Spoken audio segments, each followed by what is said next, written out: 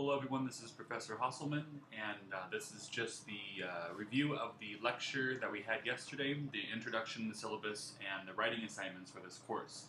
So all of this information is found in your syllabus, but I'm just going to read through everything to make sure we all understand it, and then you can watch this for your quiz tomorrow that you're going to be having on the syllabus.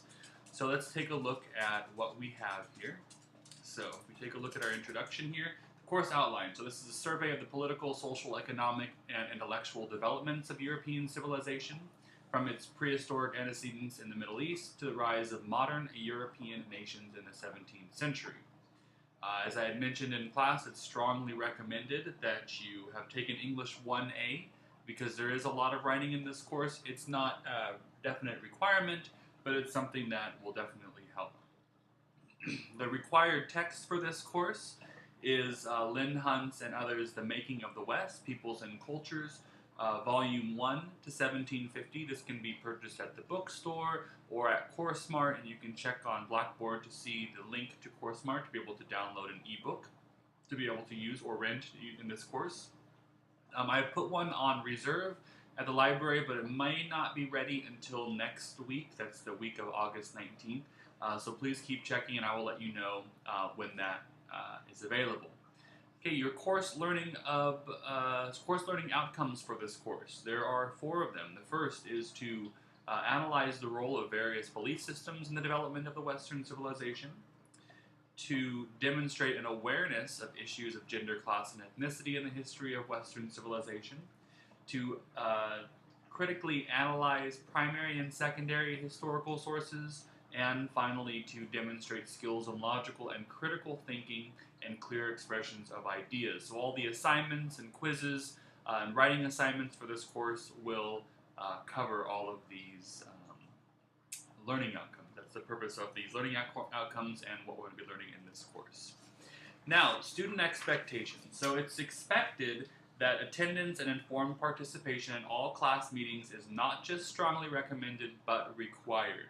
This means that you show up to class on a regular basis, on time, and complete your written and writing assignments on time. The entire success of this course, both from my standpoint and yours, is that you get involved, get interested, and get motivated to the ideas that help develop Western civilization. Remember, education is nothing more than dialogue, and according to the master of dialogue, Socrates, good dialogue ought to improve both the instructor and the student. Above all, you'll be challenged to think and discuss freely and openly. Now let's take a look at the attendance policy. So I understand that there could be conflicting commitments and unforeseen and unpreventable developments that occasionally force an absence, like one's family or job. This is a major commitment. Attendance is required and will be monitored by means of daily sign-up sheets. You're responsible for signing yourself in. Do not sign anyone else into this class. Leaving class early without the instructor's prior consent will result in a student being counted absent for that day. To allow for unforeseen circumstances, you may have used 2 cuts, the equivalent of a week of class, with no questions asked and no penalty. But 5 points will be deducted from your course point total for each additional absence if appropriate documentation for participation in university athletics, severe illnesses, employment conflict, or other compelling reason for absence is presented. That absence will be excused and will not be charged against you. Car trouble, traffic jams, poor weather conditions, and the like will not be grounds for an excused absence. This policy reflects life in the working world, and just as you may be rewarded for that, you will also be rewarded in this course by given 10 points extra credit if you attend every single class from the start. It's no unexcused absences. Let's take a look at the makeup and quiz policy for this class. So making up a quiz is permitted only when the quiz was missed because of an excused absence supported by appropriate documentation. But since people sometimes miss or perform poorly on quizzes for other reasons, you may drop the lowest 3 quiz scores received on regularly scheduled quizzes, including the zeros that result from missed quizzes. Makeup exam, midterms, and final exam will be given orally and will be permitted only in extraordinary circumstances, verified in writing to the instructor by the appropriate authority before the official exam time. The time of a makeup exam will be arranged by the student and the instructor and must be done in a timely manner. Okay, moving on. Reading assignments. So the reading for this course includes those from the textbook and selections from an anthology that I put on Blackboard, and it's also included in your syllabus. Selections will be read in conjunction with your test and will often form the context of our in-class discussions. It's very important to keep up with the reading and that you have it done on the day that it is listed to be completed before class sessions on the day stated on the class schedule. Generally, a chapter or two of your text is assigned each week with accompanying reading assignments in your primary source anthology. I strongly recommend taking notes while reading, as you will be able to use them on the reading quizzes. Okay, in terms of workload, let's go back here. In terms of workload, generally speaking, you should plan to spend about 3 hours of independent study for every hour spent in the classroom. I encourage you to get to know your classmates so you can borrow notes and study together and prepare for exams. Class decorum. Please turn off your cell phones prior to the beginning of each class meeting. Excessive cell phone usage and disruptions will result in expulsion from the class period. I won't kick you out of the class, but from the class period for that day. We're all adults in this class, so we need to treat each other with respect. Do not talk over people, and make sure you raise your hand before you have a comment or a question. Do not interrupt the professor, obviously. Do not eat in class, but you may have drinks, and do not bring guests, including children, to class per Fresno City College policy. Now, the next thing is academic honesty. So Fresno City College students are expected to conduct themselves as responsible citizens whenever they are on campus or representing Fresno City College in any activity. The two main things that could come up because of dealing with academic honesty, the first being cheating. So cheating is the act or attempted act of taking an examination or performing an assigned evaluated task in a fraudulent or deceptive manner, which includes copying from another's work, supplying one's work to another, giving or receiving copies of exams without the instructor's permission, using or displaying notes or devices, and allowing someone other than the officially enrolled student to represent the student. Do not cheat. Cheating is not allowed, and it will be considered grounds for dropping and receiving an F for the course. The second part of academic honesty, which is equally as important, is avoiding plagiarism. So plagiarism is the use of another's words or ideas without identifying them as such, or giving credit to the source, or without giving credit to the source. So this includes failure to provide complete citations and references for all work that draws on the ideas, words, or work of others. So the entire work, ideas, not just words. Failing to identify the contribution to work done in a collaboration. So if you work with someone in a group on a project and you forget to give them credit, you take all the credit, that's also considered plagiarism. Failing to identify the contribution to work done, I already mentioned that one. Submitting duplicate work to be evaluated in different courses. So do not write a paper for one course and try to use it in another. That is not allowed. And failing to observe computer security systems and software copyrights. So enough of plagiarism and cheating, and we'll discuss this more in course as we discuss citations and how to properly cite sources in your essays. Remember, it's okay to use other people's words as long as you are not taking the credit for them. 70 to 80% of research papers is research from somebody else, not necessarily your own words, but as long as you cite that, that's acceptable. Okay, campus safety. So in our continuing effort to increase safety and awareness, the District Police Department has adopted several new technologies designed to relay important information, and increase awareness of all who visit our campuses.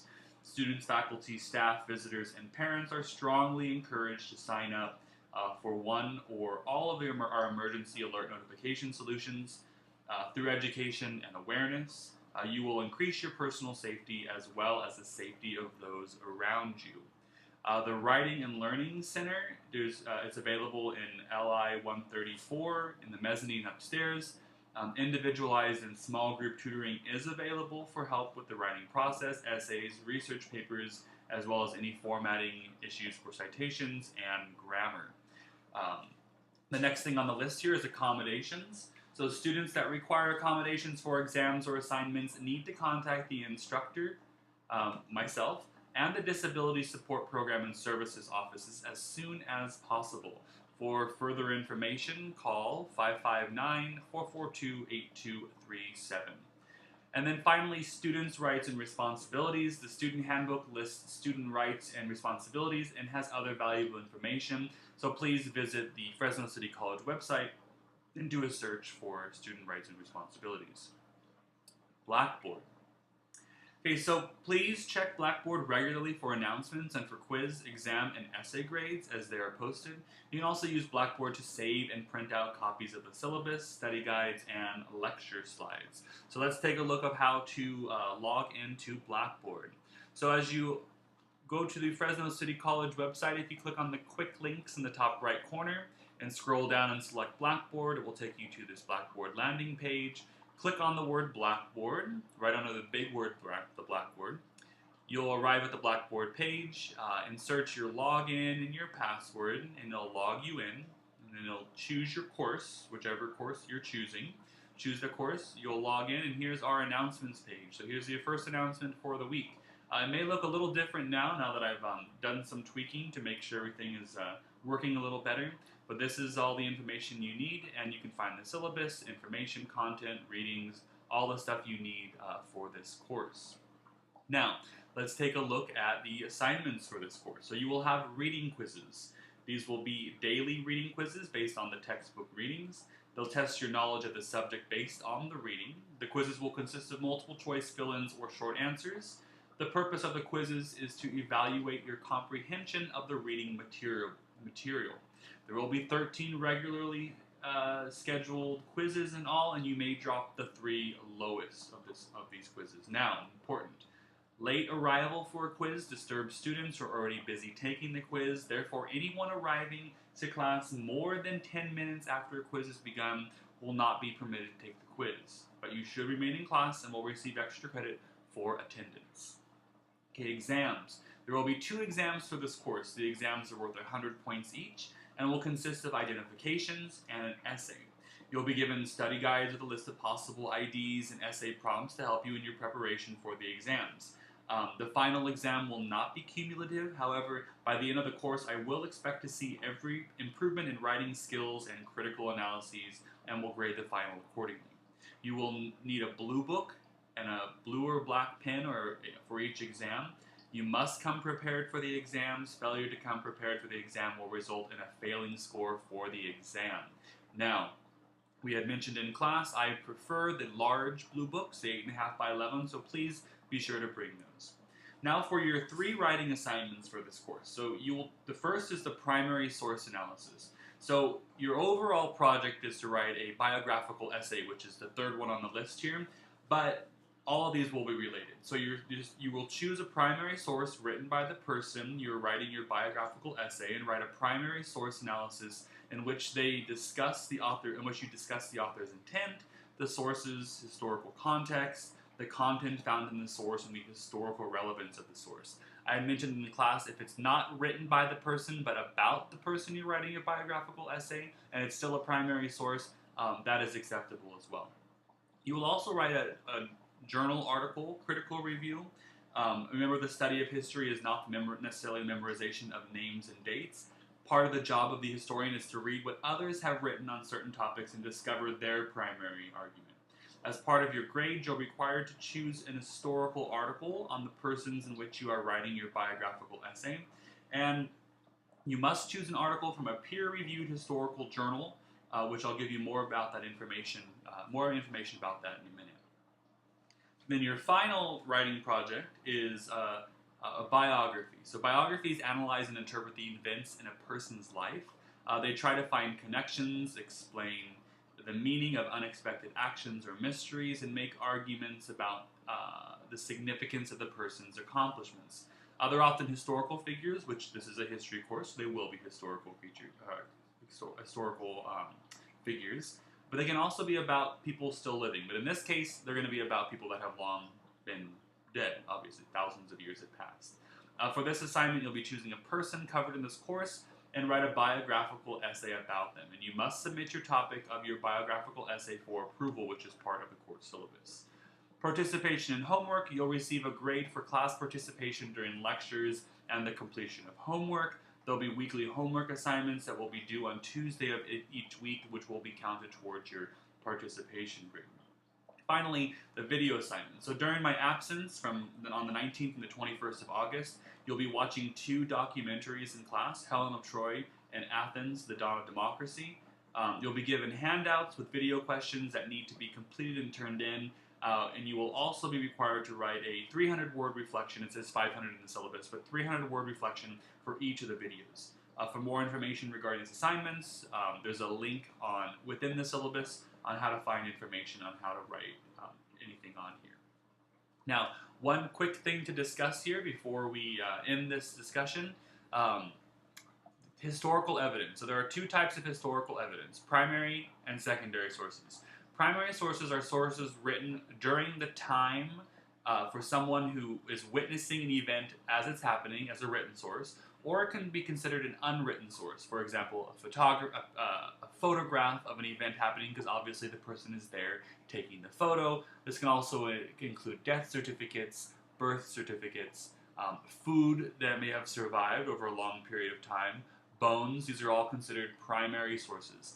Secondary sources are sources in which an author has written about a subject that they were not present at. So they're taking the primary sources from thousands of years in the past, or decades in the past, depending on what history you're writing, and interpreting those sources and writing what they think or feel is the purpose of those. These are secondary sources. So those are the 2 types of sources that historians use. So now we're going to really quickly look at how we're going to find these historical sources at the library, or specifically at the library's website. So when you log onto the library's website, this is what you will see. And if you scroll down to where you see research databases, find articles and ebooks, you click on that and it will take you to the article research databases. The best one to use in this is the Academic Search Premier, EBSCO-host, which is the first on the list in the general periodical newspaper databases. Click on that, and it will take you to the search page here. And the Searching Academic Search Premier on the top, type in what you're looking for. You don't have to be too specific on the bottom, but just type in your general search query. It will take you to a page. So I looked for mystery cults. And what happens is the results that will appear on the right-hand side are all of the things that you will be working on here. Now the trick is, and I'm unable to really show you exactly where to click on here, but if you go to the left side below Refine Results, below Limit To, clicking on the scholarly peer-reviewed journals is going to filter this even more to only the peer-reviewed journals that I am looking for. So make sure you click that and it will refine your search. Once you click on one of the titles of the journal, it will bring you to this page, which is the information. You can download it with the PDF full text, or you can, there may be other options for it as well. But one of the most important things is to look right here. So the cults of Demeter, and Euthanasia cults claim all this information right here, is the abstract. This is written by the author explaining what the course is about. What the course is about, what the article is about. It's a great way to summarize and figure out this is what you really want to read. So take the time to look through these, because obviously if you look at this, there's 13 pages in here, including a chart. It's going to take you a long time to read through that to see if that's really what you want. So take the time to read through all the abstracts, because they're only a paragraph or 2 in length, and really decide if that's what you want to do. So this should wrap up discussions of the syllabus, as well as discussions of how to find some sources and how to use the Blackboard website. So this is going to end our discussion, and the next thing you're going to be watching is the video we watched in class, the 18-minute video TED Talk by David Christian. So enjoy.